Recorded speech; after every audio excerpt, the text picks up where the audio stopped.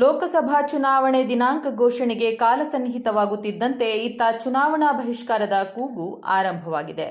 ಕಾಸರಗೋಡಿನ ಕುಂಬ್ಳೆ ಭಾಸ್ಕರ ನಗರದಲ್ಲಿ bus stop ನಿರ್ಮಾಣ ಮಾಡದೆ ಪ್ರಯಾಣಿಕರಿಗೆ ತೊಂದರೆಯಾಗುತ್ತಿದೆ. ಇದರಿಂದ ರೋಸಿ ಹೋದ ಸ್ಥಳೀಯರು ಚುನಾವಣಾ ಬಹಿಷ್ಕಾರಕ್ಕೆ ಕರೆ ನೀಡಿದ್ದಾರೆ.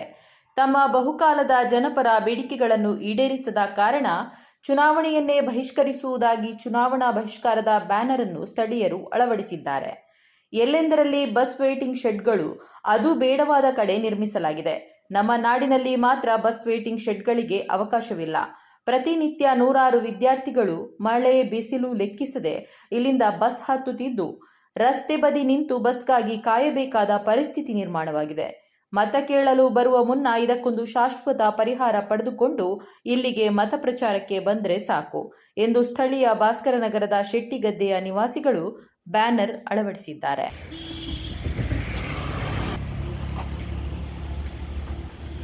ಫ್ಲೆಕ್ಸ್ ಅನ್ನು ಹಾಕಿದ್ದೇವೆ. ಆ್ಯಕ್ಚುಲಿ ಫ್ಲೆಕ್ಸ್ ಅಂತ ಹೇಳಿದರೆ ಇದು ಕಾಸರಗೋಡು ಜಿಲ್ಲೆಯಲ್ಲಿ ಕುಂಬ್ಳೆ ಪ್ರದೇಶದಿಂದ 2 ಕಿಲೋಮೀಟರ್ಗೆ ಭಾಸ್ಕರ ನಗರ ಅಂತ ಊರಲ್ಲಿ ಈ ರೋಡ್ ಇದರಲ್ಲಿ ಒಂದು ರೋಡ್ನ ವರ್ಕ್ ಆಗಿದೆ. ರೋಡಲ್ಲಿ ಎಲ್ಲ ಸ್ಟಾಪಿಗೆ ಒಂದೊಂದು ಹೊಸ ಬಸ್ ಸ್ಟಾಪ್ಗಳು ಬಂದಿದೆ, ಬಸ್ ನಿಲ್ದಾಣಗಳು. ಮತ್ತು ನಮ್ಮ ಊರಲ್ಲಿ ಒಂದು ಬಸ್ ಸ್ಟಾಪ್ ಅಂತೇಳಿ ಇಷ್ಟರವರೆಗೆ ಬರಲಿಲ್ಲ.